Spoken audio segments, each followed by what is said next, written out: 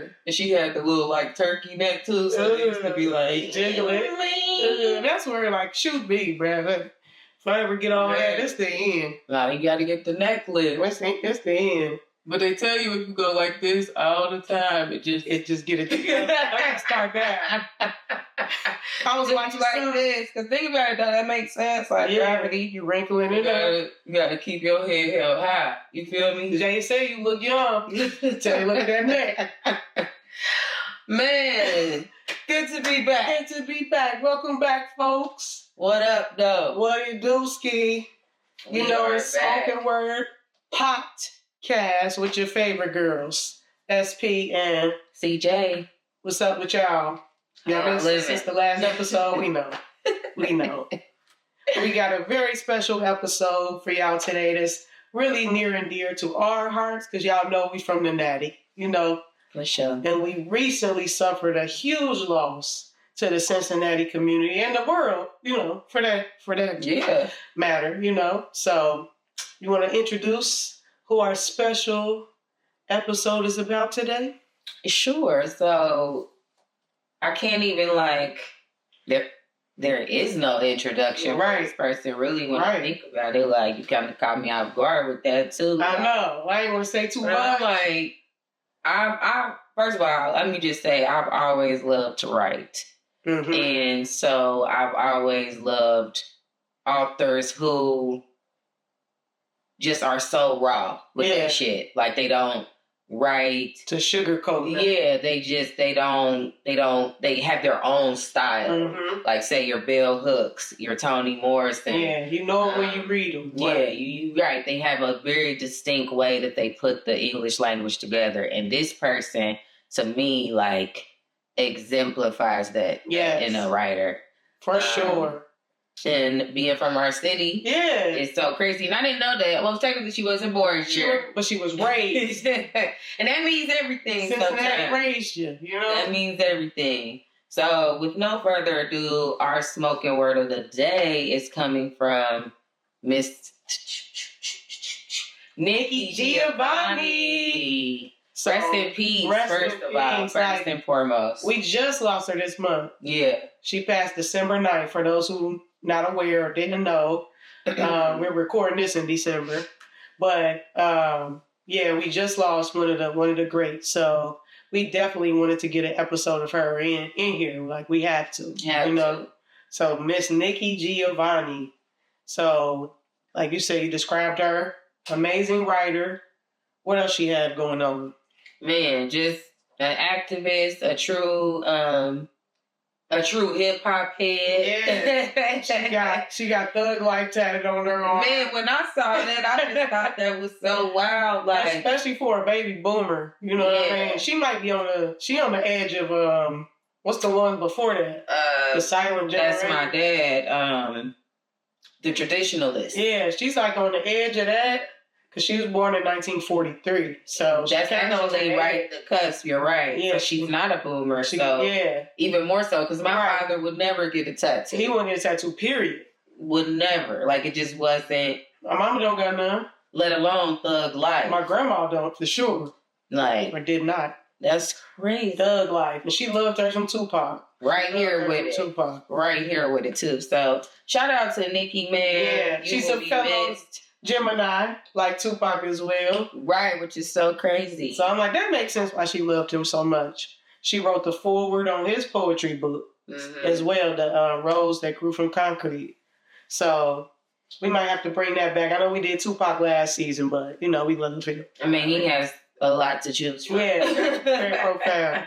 But Nikki Giovanni herself, I was today years old when I found out that's not her God-given name. You know, that's a nickname, Nikki. Did you know that? No, not till you told me today. She is a junior named after her mother.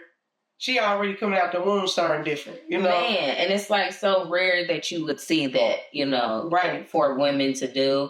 For sure. I'm not a fan of the whole junior vibe. Yeah. I think it takes away from the child's identity. Make you know, your namesake. Live up to something. Your namesake is like everything, you know. It's like you carry that unless you legally change it. Like, you got it till you leave the earth. Right. So, And the dude, like, it's a major part of your identity, you know? Her name was Yolanda Cornelia Giovanni Jr. Who knew? Who knew it? Who knew? Named after her mom. So different. She started off different. She is an activist, we know.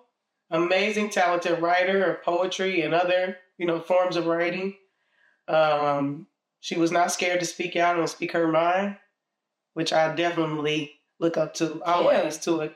A woman, especially who lived in a different era. Like today, it's normal. You can hop on Instagram and say any old stupid ass little thing you want, Right. But back 40, 60 years ago, 67 years ago, I mean, that was unheard of for real. Yeah, and I mean, you didn't have, like you said, you didn't have the internet. So writers back then, you had to be cranking shit out. Right. They were filming things. There's obviously that notorious, interview of her and James Baldwin when they're talking about Black love and all of that. And, while we're here, I figure we might as well go ahead and address the elephant in the room. Yeah. We were both, Sasha, I think, was today years old when she found out that Nikki Giovanni, well, I knew she was a lesbian, but I did not know that she was in an interracial relationship. Yes.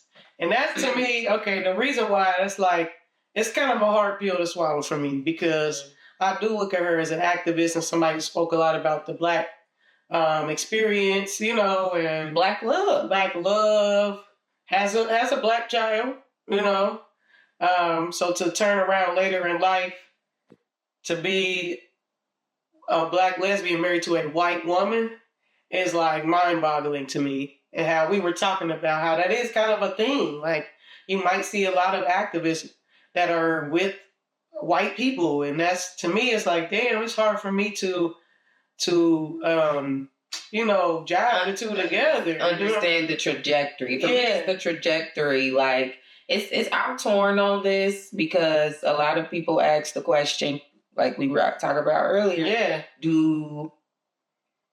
Can you be pro-Black and married to a white person? Yeah. Tap in the comments, y'all. That's something like we would love to really We know what Dr. Umar thinks. We know facts. He said it's an absolute hell to them all. And I'm torn on it because let me say this. I think that life is not linear, right? Yeah. Like you not become, so black and white. If you're I feel like if you're a self-aware, spiritually sound individual, you're gonna live many lives in one. That's true. And be many different versions of yourself. So I try, I'm super pro-Black. Mm-hmm. I always have been. I come from a pro-Black family, my upbringing, but I feel Islam, the real Black man, fruit. So I'm just thinking like I gotta cut Nikki some slack on this because I don't know who she was, and they were in a relationship for years. We kind of discovered, and they didn't get married. Obviously, it wasn't legalized in the United States till 2015, right. I think. Yeah, and so they got married in 16. Yep. So yeah, of course, as soon as it was legal, they took it. But I don't know how long they were together before that, But as far as like her biography goes, they met when she started teaching at Virginia Tech. The lady kind of recruited her to come teach there. And she was a teacher there, a professor there for 35 years. And she didn't retire until 2022. So to me, the timeline is probably been around each other and together at least from the 80s or early 90s or something. Perhaps. So yeah, but I'm not saying it in a judgment type way, but it's just very interesting, just the complexities of humans, Well, and also the trend of it seems to a be lot of pro-Black people have partners that are not Black. But it does almost seem to be more, I don't want to say more homosexual relationships or same sex, if you will. Mm-hmm. But my brother's in a what would we just call it? Interracial relationship. And me and him have had this conversation. And from his perspective, it's like it gets to a point where you have reached a level and a status that there's not nobody up there that's like you. But see, that's interesting because we don't look at that the same way when it comes to these football players and these. But it's the same thing. It is. It's the same thing. But I feel like it's like the purview is different. Yeah. Yeah. But it's like you get to a certain level where it's like, well, this is all that's up here with me. So this is now who I have to choose from. So is black people just not getting money? What's going on? Or we not... Yeah, we not getting the level of money we think we is. If you get to a point in your life where...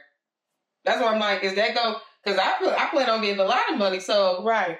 Am I ever going to get to a point where I'm just like, no more niggas? You're going to have to still have your apartment in the jacks. No more niggas. I had it up to here with you. But I can kind of see that, like, when you start to get up on different levels, I can kind of see even from working on that campaign for a few months. Like, you work your way up to certain rooms, it's only one of us in there. You know what I mean? It might just be you. Yeah. I'm talking like senator, president, you know what I mean? Once you get in them type rooms and you in there with people that work for the Pentagon and, you know, that kind of stuff. Yeah. It's like I was talking to my cousin earlier. We were talking about a family friend who we hadn't seen in a while, and he went to private school all his life. He grew up in predominantly white circles from kindergarten, very, early on in his educational experience, and then went to college at a predominantly, PWI or private, whatever. Mm-hmm. And he just got married to a white girl. Yeah. But I was like, dang. I was like, dang, dang, my dog. Right. And Janice was like, are you really surprised? Like, that's been his peers his whole life. Like, girl, I would have been surprised if he married a black woman. I'm like, damn. That just happened. But that's I'm sorry, that's weird to me. It's your circle. I will always say that that's weird. If you are a black person who don't have no niggas around you for real, yeah, like all your friends, you're gonna be a little is white. You never date. You don't even know where to go. You ain't eat no fried chicken. Man, you all be like, you the token, like for real, like. But that takes a toll, cause that's what I'm saying. How do you do that? Like in the individual, I'm just mentioning, like in his case, you're not tired of white people. Yeah, sometimes you just gotta take the armor off. It's like when we come from work, we be like, right. You're dating. Now I can talk AAVA, like, so.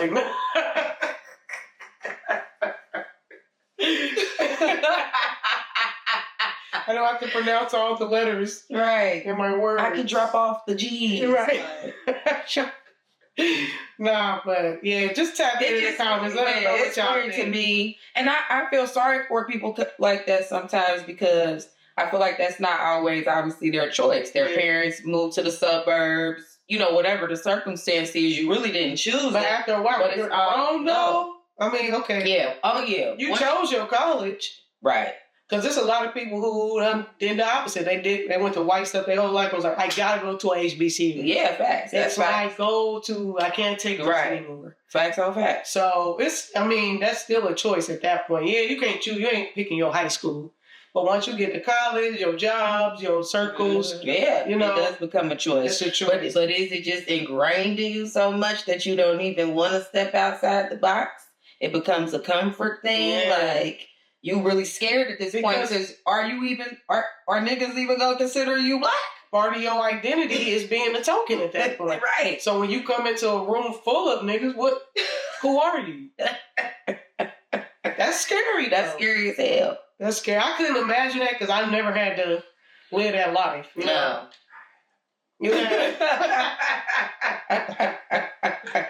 But you went to HBCU, you know what I'm saying? So it went from Summit to Walnut to the HBCU. Yeah, so you went out of your way to at least try. Nah, for sure, but like growing up with all white people, and people ask me like, they thought, because I went to Summit, they'd be like, "Oh, I thought you like white girls." I'm like, "No, right? I grew up with them bitches. Yeah. I'd rather not. But you made that choice. You know what I mean? Sure, but I made that choice. It's just an interesting choice you have to make. Yeah. I'm like, what are the deciding factors on if you go pursue a life of niggerdom or stay in token land? That's crazy to me. Like, I don't ever want to go to see like a video game. Like, hey, John, this way to the. Remember did you catch the golf tournament last night? No, I surely did not. No. So it's just, I don't know, taking the armor off. That's the best way I can describe it. Like, I just wouldn't want to always feel like you got to have armor on all day, every day, you know? And sometimes when you're dealing with white people, it's sad to say, like, in the workplace and stuff, you got to be aware of microaggressions and all this stuff. It's like you always in a little battlefield, low-key, even if you ain't fighting, you know? Yeah. So, I don't know. I couldn't imagine doing that all day, every day for the rest of my life. Yeah. Even from people that's like your mother-in-law or, you know. Right. Your family. Yeah. So, that's the thing. Like, being Black is such a important thing to me. So, and being like with my community and around niggas all the time, like it's near. That's important to me. And everything I do, that's what I'm doing it for, is to get us in the room. Yeah. No matter where I'm at. If you think that I'm selling out at any given moment or something, so be it. But what I'm doing is getting one of us in the room, even if it ain't me. You know? That's what it's always about. Yeah. So let's get to the word. All right, let's go ahead and get to the word. So, as we know, she had a plethora of topics that she discussed, so it was kind of hard to pick through all of her work. She has so many works, so many profound quotes, but I think we picked one that is like a lighter version of her, which I like when she writes like this too, Everything ain't always so heavy, and she's always trying to show that juxtaposition, even that's her being a Gemini too. Makes so much sense. Their brains is like that too. Like they're always one end or the other, or it's a lot of duality in the way they live and think. So I think this is kind of like her other side. So for the spoken word of the day, we are taking this from one of her poems called "Love is a Human Condition," and the quote goes like this. We love because it's the only true adventure. And I just love that because it's very lighthearted, Yeah. But it has so much depth in such a cute little way, Yeah, I love that word. I don't even think that I have, well, if I did read that poem, I didn't remember it when we chose it, but it's like, you know how they say, like, love is like the biggest risk you can really take? It is. That's what it reminds me of, like,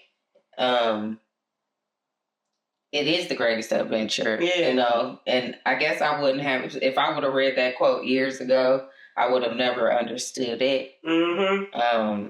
So it's cool to know, like, where I am now, like the experiences and love I have now. It has always been an adventure. For sure. And a learning experience in some way, You got to have gone through something to even feel it, Mm-hmm. Because it takes you, when I think of adventure, I think like over the hills and through the woods, like I think to grandma's house we get. I think of like Peter Pan. Yeah, like never growing old, because I think that's the feeling that love gives, like real love gives. Yeah. Like you feel like a child.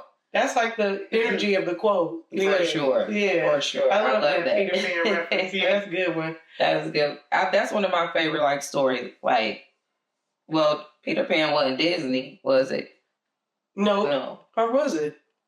I don't know. They bought into it. They did make a Peter Pan, but I don't know if Look was always my shit. Look was live with Robin Williams. I just watched that like last year, bro. I was in there like, it's hard. They turned up on that. Yeah, that was good. If y'all, if you like me, I go back and watch kids' movies all the time. For perspective. For that same reason, though, because I like that side of me. I still remain childlike. I think that's why I remain youthful. Like, not even just in spirit, but in the way I come off to people and look and all that is because I go out of my way to keep that part of myself alive. Like, because as a kid, that's when you really experience joy. Yeah. It's like true, it's like unreserved. We talked about that a lot. Yeah, and how you really yourself. That one episode where we was talking about Dr. Seuss. Yeah. How, being a kid and like growing up, everything just changes, you know? Yeah. You put on so much. You put on so much, and if you want to get back to that kid without that armor on, sometimes going back and just watching some old movies, that nostalgia reminds you of who you were when you saw that, you know, and just give you a little flicker of that again. So I do that all the time. Like, it's Christmas time, I always watch one. I literally was just telling somebody the other day, I can't even remember who it was. Like, I haven't watched, maybe, yeah. I was like, I have not watched Halloween. Definitely haven't watched the second Halloween, too. And wait a minute. I saw online somewhere somebody said 2 was better than 1 in my trip. So on the line? Yeah. I like both of them. I like both of them, but there is no way. Remember Donald Trump was in the second one? Like, right. Hey, down the hall to the left. With the cronies. I do feel like 2 was live, though. It was he live in his house. He was at the house. Yeah. But no, you can never say Home Alone 2 is better than Home Alone. It wouldn't be no 2. You just can't. It wouldn't have been no storyline because the dudes was getting out of jail. They was salty at him. Like, you know what I'm saying? Right. Yeah, I don't know. I wouldn't go that far. What you think, Solo? Have you seen these? Were you born? You weren't born, but it's okay. Have you seen them, though? I've seen them. I think that was dope. Go back and watch them. We're going to ask you again. Yeah, because we putting a poll on the video, so... Y'all caught me. I'm high. Yeah. We were just making sure you was listening. Yeah.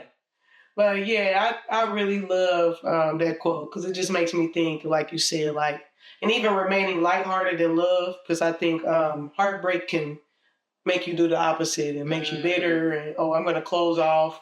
I ain't doing this no more. I ain't trying this no more, you know, or I'll just be alone. I'm safer this way, or, you know, but I'm somebody who's always, maybe because it's the Libra in me, I don't know, but I'm always going out again and taking another risk, you know, even when I'm like, man, I'm getting beat down, you know, but I'm going to always do that because it's so important to me. I've always wanted that and to have a family and to grow it, all of that. You got to be willing to take that risk. But I think that's what everything in life, not just love, but just like life, I think, when we always talk about like the illusion of control, to having some kind of, this is where I'll be, or this is my destiny. Like, who do you think you are? Man. You know? So it's like just with that, there's going to be, she has another quote, I should have put it down, but it's kind of like along the lines of that is something that she says, like going through life naked. That people are usually scared to do that because they feel there's some sort of known that's supposed to be, you know, but it's not. So if you're scared to go through life naked, you'll never go move at all. You know? That's deep. So, and it's hard to be that way. That's one thing I challenge myself to be. But I do come, I think just the way my mom is, she's a very free spirit. I think that kind of helped me to be the person I am, just the way she is, you know? Agreed. And she talks about how people have always kind of been like, like, can you shut up? Or, you're loud, or, you know. Trying to dim the light. Yeah, she's always had to deal with that kind of stuff. So she always made sure she instilled in me, like, you don't got to do that, you know. Be who you want to be and do you. She's always instilled that in me. So I've always loved that about my mom, too. Yeah, I do love that about your mom. Yeah. A great lady. So sweet. Shout out to you, Mom. You're great. You go, girl. Cannabis Shonda. All right, so you know, we wanted to bring it back around. We love Nikki Giovanni, you know, from her activist right in your face stuff to her softer stuff like this. Like, you know, that's what I really love about her. Just that she's duality and just the complexity of her being a black activist, a black lesbian married to a white lady. It's like the same thing, you know, and that shows up in her writing. Yeah, it does. I mean, like I said, I think I don't know. Some people, it might shock people to hear me say this, but some people, I guess, just kind of are the exception. Yeah. I don't know. I know that sounds very weird because it's like, who am I? I'm not judging or anything. Right. It's just like, who would I be? Yeah. You're right, though. What can we really say? She's done more for black people than I've done. So I'm like, she's not. Shit, her white probably did more than for my niggas than I am type shit. Right. So let me shut up. She grew up in Lincoln Heights, the first black town in Ohio. You know what I'm saying? A lot of people don't know that.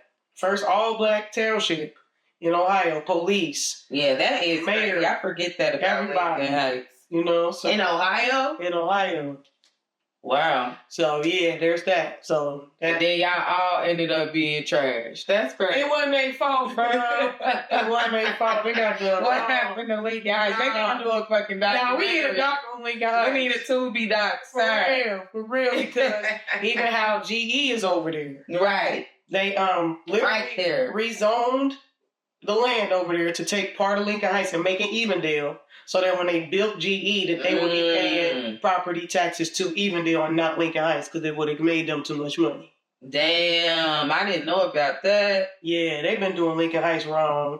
And then we just now found this out because I was working for Senator Sherrod Brown during his campaign, but he passed this act that's getting rid of a gun range that's been in the middle of Lincoln Heights, like right next to kids. Basically, they got to hear gunshots every day of their life from when they wake up to go to sleep. And it's a police gun range. It's a city of Cincinnati gun range, or one of those. Maybe it's Hamilton County, whatever. But it's a gun range owned by the town that the police use to train and stuff, and that the kids just got to sit there and hear all day. And then the people and the residents have been complaining for over 30 years Of course they have. about this, and it's just now getting shut down. Wow. And they're just now developing a plan to do this in 2026. So these are the things that we don't be knowing about black communities. Yeah, the smaller. Where they make them dumping grounds for chemicals, and then we wonder why all the people crazy. Look at the tea. And shit like that, yeah. When terrorists. People nuts because they breathing chemicals in every day they like. You know? That's so sad. Like Aaron Brockovich, if you see that movie, it's like that vibe. Yeah. But yeah, so we wanted to name, if you haven't gotten a chance to experience Nikki Giovanni's work, we want to shout out a few poems that are some of our faves. Go ahead, see. Ego Tripping is definitely my favorite. I think Beautiful Black Men, like that was definitely way before her phase she was in toward the end of her life, because she has a child with a black man, you know. Yeah. But she has a poem called Beautiful Black Men that's pretty dope. If you get a chance, check that out. You Came Too. I like that one. Yeah, there's a few love poems. It's in that book. This is my time to flex on you. You bitch ass niggas. So I've had the pleasure of meeting Nikki Giovanni several times. Yeah. Once around, I want to say high school, somewhere in there. She maybe came to Cincinnati for something and spoke. Mm-hmm. And then when I was at Ohio University, she came and spoke. And I have an autograph book of her love poems. You can't hang. I won't even open it up because y'all might try to screenshot it. Nah. Print it out and make it seem right, make it in. Like, nah, we ain't on it. But just know it's there. I say just a small flex. No, Clara Bear, she been in the arts and stuff and all that. Yeah, she a sophisticated kid. She was sophisticated. We was little. But. Man, I've always loved the fine arts, and I really don't even know where that came from. Your mom. My mom for sure, and then I think Marva Collins got me into a lot of like black fine art. Yeah. So I was reading black authors and plays and stuff like that early on. So I was always tapped into that.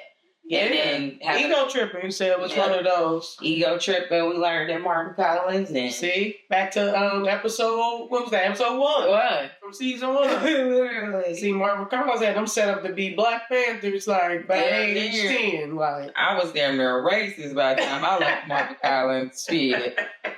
Man.